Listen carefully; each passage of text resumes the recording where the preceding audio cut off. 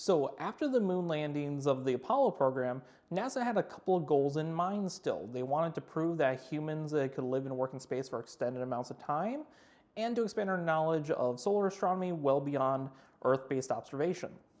The answer became Skylab, America's very first space station. So, for context, NASA canceled the Apollo program after Apollo 17. They had the hardware and the rockets for three more missions for Apollo 18 and 19 and 20. Unfortunately, due to budget cuts by the Nixon administration at the time, they could not pull off those last missions. But NASA wanted to make use of as much of the last remaining Apollo and Saturn hardware as they could, and it lined up with Skylab very well. So NASA would convert the third stage of a Saturn V, the S4B, into a workshop, and that would be the base of the Skylab station. So on May 14, 1973, Skylab 1, with its pre-built station, launched on the modified Saturn V into orbit, but almost immediately they started having issues.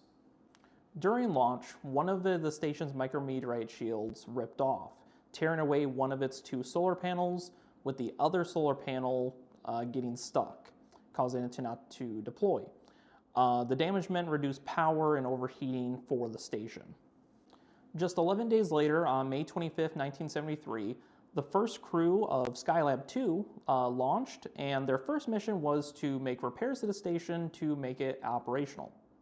The astronauts performed the repairs and deployed a giant sunshade like a parasol, and they freed the stuck solar panel and they brought the station back to life.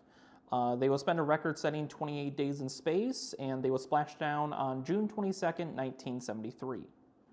Then, on July 28, 1973, the second crew of Skylab 3 launched. The crew spent 59 days in space, studying the sun, observing the Earth, and performing medical experiments to understand how the human body adapts to long periods in microgravity. They would also deploy a more permanent sunshade, adding to the one installed by Skylab 2.